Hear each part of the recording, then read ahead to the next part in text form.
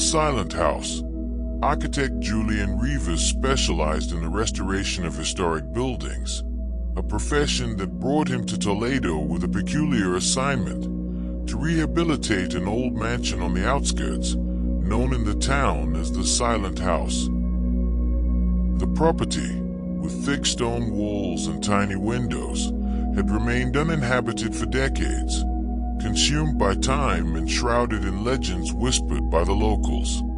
Far from intimidating him, the mystery made it even more attractive. The first night Julian spent there, the silence was so absolute it felt like a physical weight. There was none of the usual murmur of a city, only the echo of his own footsteps on the terracotta floor.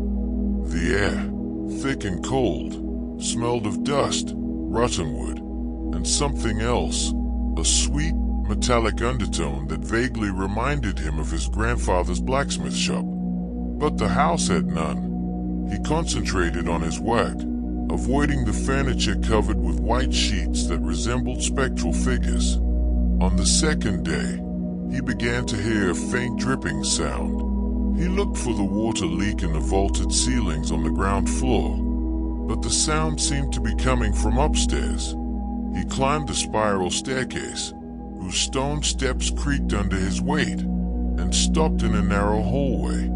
The dripping sound was clearer there, a rhythmic click, click, click, which led him to a locked room. The oak door was reinforced with a thick, rusty chain. The sound was coming from within. A chill ran down his spine. He decided it was a broken pipe and planned to open it the next day. However, that night the noises intensified. The dripping became faster, and now joined it with a barely audible whisper, like the rustling of silk on stone. It seemed to be saying his name, but in a strange, distorted way. Julian stood up, his heart pounding, and listened intently. The sound was indistinguishable, like a plea from a lipless mouth. In the following days, his curiosity turned into an obsession. He ruled out the plumbing and began searching for the cause of the sounds. The house spoke to him, not with words, but with sensations. A tightness in his chest in the main room, a sudden nausea as he passed through the basement, and the lingering metallic fragrance he now perceived in every corner. At night, he saw shadows moving across the periphery of his vision, thin figures that vanished when he looked directly at them. His sleep was filled with nightmares in which a red drip soaked the sheets. One afternoon, determined to put an end to the mystery, Julian searched for the right tools. He broke the chain on the door and pushed it open. A rancid smell, like fermented meat and damp earth, hit him with an almost physical force. Inside, the room was empty except for a small marble table in the center, stained a dark brown that looked ancient. On top of it was a sealed clay jar, and beside it, a small pool of a thick, reddish liquid. It was the blood that was dripping. The liquid wasn't coming from the ceiling. It dripped slowly from the jar, through an imperceptible crack. Julian, with trembling hands, took the jar. The clay felt warm, as if it were alive. Without thinking, he broke the seal. Inside, there was no treasure, nor a corpse. At the bottom, floating in the same red liquid, was a small dried heart and a lock of hair. The sight caused him to vomit violently, leaving a trail of bile and saliva on the floor. But as he cleaned it, his eyes fell on the stain on the table. The shape of the stain wasn't random. It was a map of the house's interior, with a room in which it was marked in the center. That night, Julian was forced to confront true terror. The shadows that had once fled now drew closer. The whispering voices didn't ask, but demanded, and the dripping of the basin wouldn't stop. He decided he had to leave the house, but when he tried to open the front door, it was jammed, as if the stone walls wouldn't let him go. He heard an echo of his own laughter resonating throughout the house, but it wasn't his own. It was a guttural, shrill sound. His sanity was failing. He ran through the hallways, desperate, and the dripping followed him. When he looked back, he saw a figure standing in the darkness. Its eyes were wide open and it wore a self-satisfied smile that chilled his blood. The figure was his own reflection in a broken mirror. He woke up at dawn on the floor of his bedroom. Everything was the same, except for the open door of the vessel, which now released a fragrance of rotting flowers and the sound of deep breathing. He stood up, his mouth dry and his throat burning. On the wall, someone had carved a message. The message read, "We're all here." Julian looked toward the hallway and saw the ghosts who had once moved in the shadows. They were the previous owners, those who had been murdered in that very house. But the most terrifying thing wasn't them, but the strange, familiar feeling that he himself was no longer him, but one of them, trapped forever in the silent house. On the blood map on the marble table, a new drop, fresh and shiny, marked the exact spot where he stood. The drip hadn't stopped, it had only moved. Now it was flowing from the open wound in the palm of his own hand. The forgotten watchman. Adrian was the night watchman at one of the oldest libraries in Spain, a labyrinth of shelves that rose to vaulted ceilings and hallways that smelled of old paper, tinned leather, and an ancient silence. His routine was monotonous and reassuring, rounds every 2 hours, checking doors, and the solitary echo of his footsteps on the polished floorboards. But that November night, the silence was different.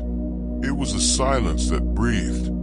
In the ancient manuscript section, an area normally closed off, Adrian heard a murmur, a whisper so faint he could have mistaken it for the rustle of the wind.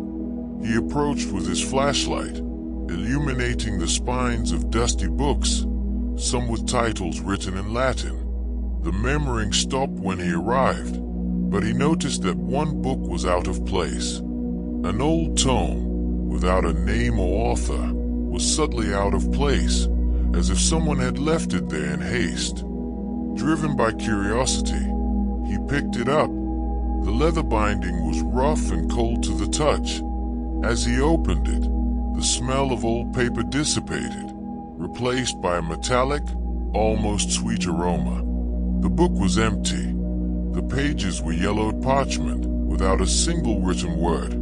But on each one, a dark, almost black stain spread like a cobweb. There was something deeply disturbing about those marks, as if they were the essence of something forbidden. In the following days, the book became his obsession. He locked it in the security lockbox and began to notice how the library was changing around him. The shadows grew denser, with silhouettes moving in the corner of his eye, but vanishing when he looked directly at them. The murmuring he had heard didn't stop.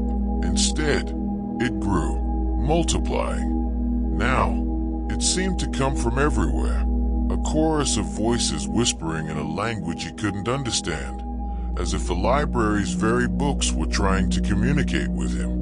One night, while making his rounds, Adrian's flashlight flickered and went out, leaving him in total darkness. Silence returned, but it was an oppressive silence. Then, downstairs, he heard a sound, a rhythmic dripping. Tick, tick, tick. He followed the sound through the darkness, his heart pounding in his chest. He reached the great reading room, where a faint glow illuminated the center of the room. There, suspended in the air, floated one of the library's oldest chandeliers, from which drops of a dark liquid fell. As it hit the floor, it didn't expand, but solidified into a small, dark figurine that writhed before coming to a standstill. As he drew closer, he discovered it was a tiny replica of a human, but with its joints twisted at impossible angles and a grimace of agony on its face. The stain on the floor wasn't water. but a thick reddish liquid. Adrian's reality blurred.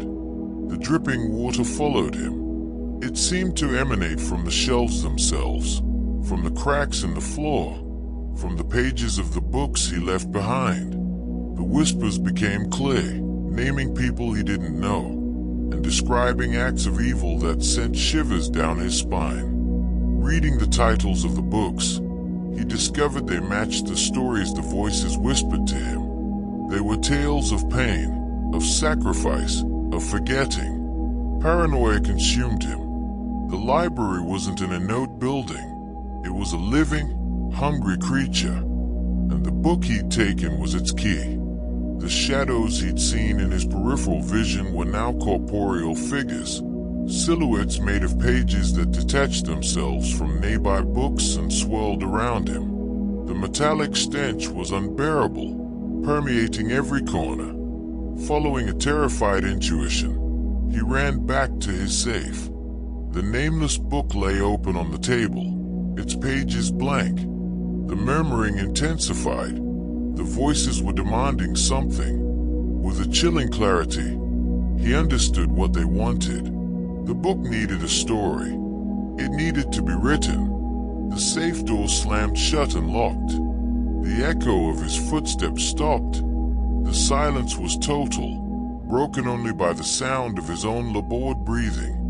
In the hallway, outside the glass door, shadows crowded, watching him, waiting. One of the paper figures, larger than the others, approached the glass door, and through it, she could see that its eyes were blank pages.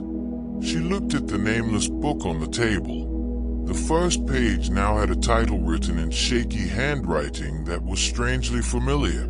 It read, "The Forgotten Watcher."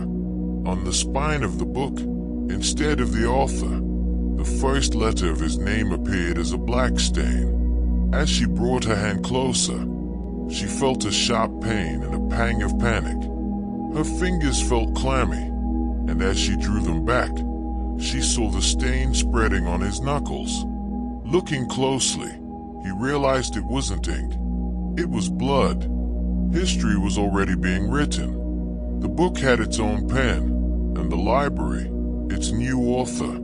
The silence was broken when a scream of agony echoed through the library's stacks, leaving no trace of its origin. Because in that place, screams aren't heard, they are written.